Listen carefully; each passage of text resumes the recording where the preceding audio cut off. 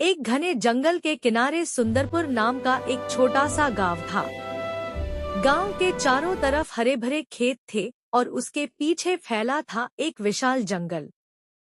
उस जंगल से गांव वालों को लकड़ी, फल, जड़ी बूटियां और सबसे जरूरी चीज पानी मिलता था। जंगल के बीच से एक छोटी नदी बहती थी, जो गांव के खेतों तक पानी पहुंचाती थी। गांव में गौरी नाम की एक 12 साल की लड़की रहती थी। गौरी बहुत समझदार और प्रकृति से प्यार करने वाली थी। वह अक्सर जंगल के किनारे बैठकर पक्षियों की आवाजें सुना करती थी। एक साल गांव में फसल बहुत अच्छी हुई। गांव के मुखिया ने सोचा कि अगर जंगल का कुछ हिस्सा काटकर खेत बढ़ा दिए जाए, तो गांव में और ज्यादा अनाज पैदा होगा। एक दिन मुखिया ने गांव वालों से कहा, अगर हम जंगल के 100 पेड़ काट दें, तो हमें बहुत सारी जमीन मिल जाएगी। अगले साल हमारी फसल दोगुनी होगी। कुछ गांव वालों ने खुशी से हामी भर दी, लेकिन गौरी चुपचाप सब सुन रही थी।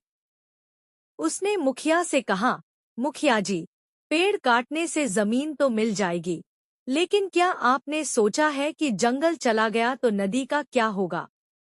मुखिया हंसकर बोला, गौरी, तुम अभी बच्ची हो। हमें खेती के लिए जमीन चाहिए, पेड़ों की जरूरत नहीं। गौरी ने कुछ नहीं कहा। अगले दिन गांव के लोग जंगल में पेड़ काटने पहुंच गए। एक के बाद एक पेड़ गिरने लगे। गौरी दूर खड़ी यह सब देख रही थी। कुछ ही दिनों में जंगल का एक बड़ा हिस्सा साफ हो गया और वहां खेत तैयार हो गए। शुरुआत में सब कुछ अच्छा रहा। किसानों को अधिक जमीन मिल गई और उन्होंने खूब बीज बोए। लेकिन कुछ महीनों बाद एक अजीब बात हुई। गांव की नदी का पानी कम होने लगा। फिर एक दिन नदी लगभग सूख गई। खेतों में पानी नहीं पहुंचा। फसल मुरझाने लगी। गांव वाले परेशान हो गए।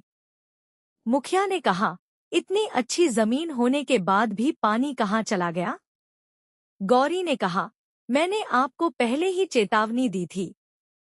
जंगल के पेड़ बारिश का पानी जमीन में रोकते हैं और नदी को पानी देते हैं। हमने पेड़ काट दिए, इसलिए पानी भी चला गया। लेकिन समस्या यहीं खत्म नहीं हुई। कुछ दिनों बाद तेज बारिश हुई। जंगल के पेड़ कम हो चुके थे, इसलिए बारिश का पानी सीधे गांव की ओर बहने लगा। गांव में अचानक बाढ़ आ गई। लोग अपने घरों से सामान निकालकर सुरक्षित जगह जाने लगे। मुखिया को अपनी गलती समझ आ गई। वह गौरी के पास गया और बोला, बेटी, तुम सही थी। हमने जंगल को सिर्फ पेड़ों का समूह समझा, लेकिन वह तो हमारे गांव की रक्षा करता था। गौरी ने कहा, गलती हो गई है तो उसे सुधारा भी जा सकता है।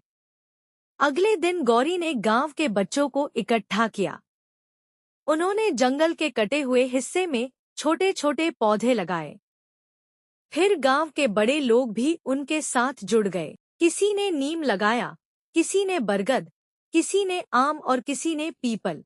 मुखिया ने पूरे गांव के सामने घोषणा की, आज से बिना जरूरत जंगल का एक भी पेड़ नहीं काटा जाएगा।